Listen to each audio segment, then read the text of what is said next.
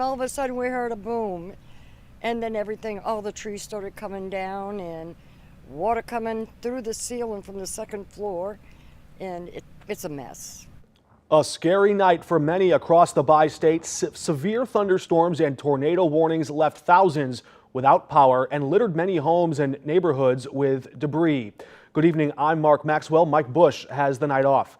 That severe weather impacted communities across the bi-state. Here's a look at some of those photos viewers sent us throughout the storms last night. Neighborhoods in Missouri and Illinois sustained serious damage last night. One of the hardest hit areas was in the Metro East, Hecker, Illinois, where radar confirmed a tornado touchdown. That's where neighbors were out lending a hand today as that cleanup process began. 5 on your side's Mercedes McKay was on scene last night and spoke with a homeowner after a tree came crashing through her living room roof. Mercedes was back in Monroe County again today, where they begin their recovery.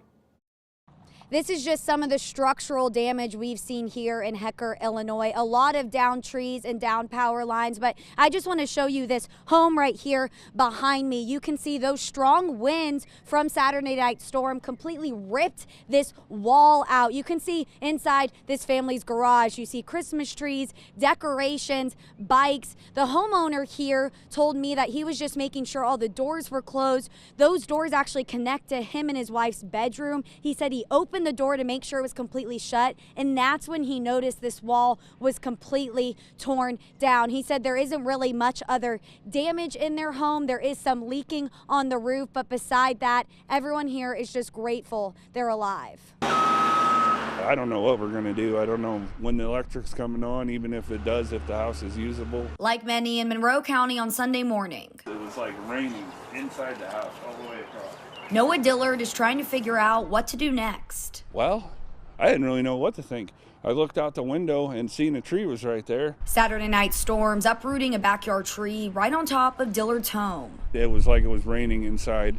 The light fixtures had water pouring out of them like it was a faucet. The high winds blowing trampolines in the air and pieces of Dillard's home across the street. You can see the entire neighborhood is speckled with my shingles.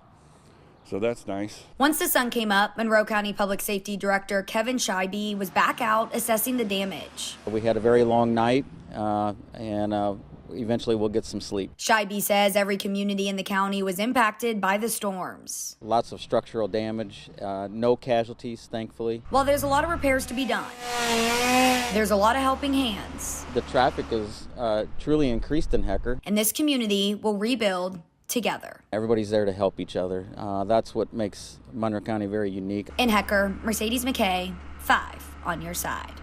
And Ameren customers in Hecker will likely be without power until 10 o'clock tomorrow night. The Monroe County Public Safety Director says stay away from any downed power lines and avoid the area if you can.